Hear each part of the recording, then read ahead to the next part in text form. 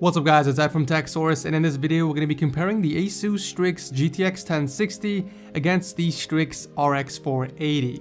In terms of design, the STRIX lineup is practically identical across all the cards, so if you guys want a more detailed review of the STRIX lineup, then make sure to watch my GTX 1080 video, which I will link below. But first things first, let's get the specs out of the way. The RX 480 that I'm testing in this video is the 8GB variant, and both of the STRIX cards have two modes, overclock and gaming mode. For the sake of this video, I will be using the overclock mode for all the benchmarks, and I will be manually overclocking them as well, but more on that later. So both cards feature Asus's patented wing blade fans, which is said to provide 105% more air pressure for maximum airflow. They both also feature two 4-pin GPU controlled headers that can be connected to system fans for targeted cooling and come with the same good looking backplate. The ROG logo on the backplate, as well as the accents and the name of the GPU on the side, can all be changed using the RGB Aura software. You can select from a single static color or choose from a variety of special lighting effects. The ports are also the same. You get two HDMI 2.0, two DisplayPort 1.4, and a single dual-link DVI.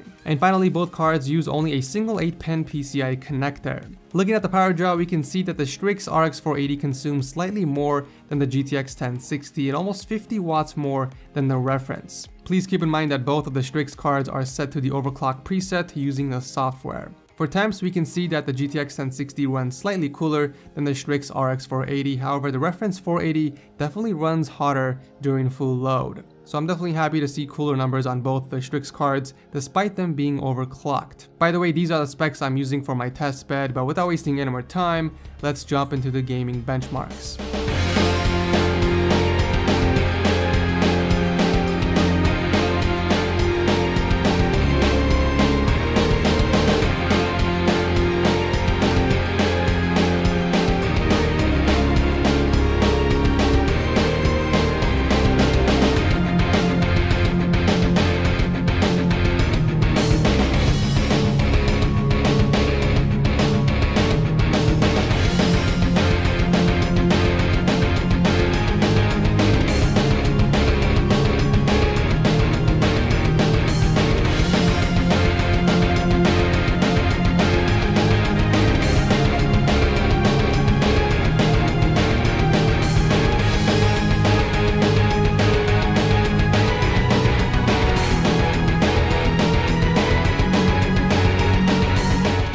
Alright, so we got some interesting numbers here. First off, the STRIX RX 480 did outperform the reference across all of the games. Now, some were marginal while other games had a nice boost. However, overclocking the STRIX RX 480 was a bit of a disappointment. I was only able to achieve a stable overclock of 1400 MHz with an extra 100 on memory, while the overclocking results on the 1060 were far better. I managed to push the card to 2139 MHz with an extra 500 on the memory. I was very impressed. Even after overclocking the STRIX RX 480, the GTX 1060 on default overclock preset still managed to beat the RX 480 across majority of the games, even in DX12 titles like Tomb Raider and Hitman. So the conclusion is very simple here. The STRIX GTX 1060 has the best performance when compared to both the reference and STRIX RX 480s.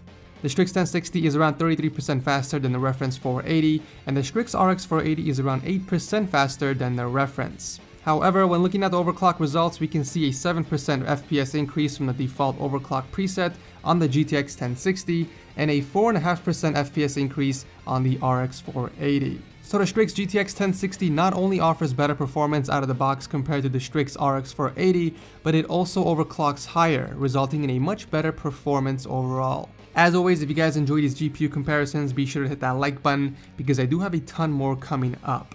If you guys want to check out both the STRIX RX 480 and the STRIX GTX 1060, I'll drop a link to both of them down below. Today's sponsor is Ting, and they have an exclusive iPhone giveaway just for my subscribers.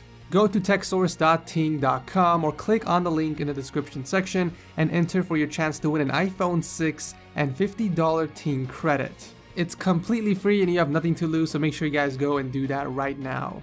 So what is Ting, you might ask?